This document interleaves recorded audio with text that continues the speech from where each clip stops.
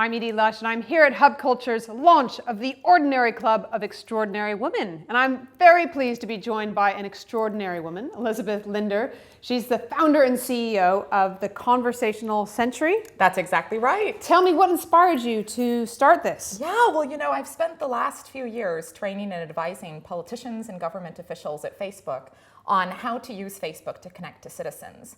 What I wasn't really able to do, however, is think about really the quality of conversation that's going on politically and societally. So we have leaders all over the globe with so much access to real conversation with citizens, but we've trained them to be so polished, so messaged, so careful with that kind of communications, that it's my goal to really take advantage of the technology we have available to us to foster a new realm of a conversational era that will be hopefully more productive to our global leaders as time goes on. So give me an example about where you've seen something not work, or where you've seen it work really well. It's been quite alarming actually in a number of countries when I'm working with political parties that are on the rise, on the extreme.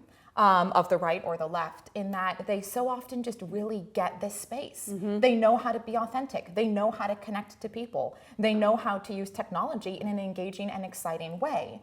The mainstream in so many of these countries has been completely left out. They've been behind that momentum because, again, they've been so trained for so long on how to be polished and careful with their message rather than real. And it's my belief we're entering an era where people really want to connect to each other as humans, not as messages, and we have to work harder to get the mainstream to understand that in politics and probably also in business. So how do you do this? Is it a question of writing a longer Facebook post, for example? How do you become more authentic? How do you bring more of yourself in politics or in business? It's really interesting you ask that. One of the first things I did at Facebook is hire a data scientist to help me analyze what kind of posts from political leaders did best. And we actually did find that the more words a politician used in their Facebook posts, the better on average they performed. Now, of course, more words meaning something that comes from the politician, him or herself, not a press release. But that actually does work. And it surprised, I have to say, my region, Europe, Middle East, Africa region, working across about 41 parliaments, it surprised almost every single politician that actually worked, because they've been so trained to keep everything short on social media that unfortunately that's actually eroded the quality of the conversation and debate that we've allowed.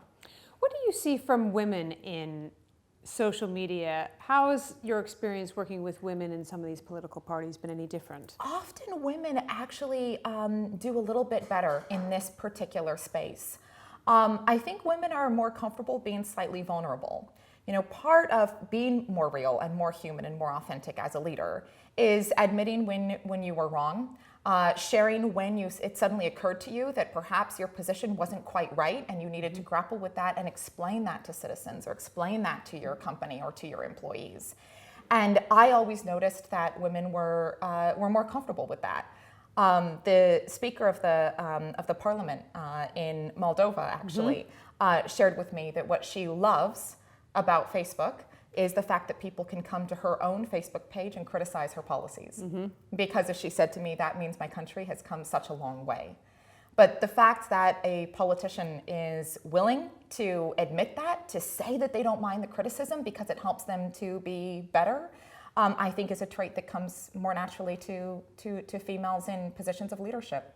Elizabeth, thank you so much for coming along to the Hub Culture launch of the Ordinary Club of Extraordinary Women, and I'm Edie Lush.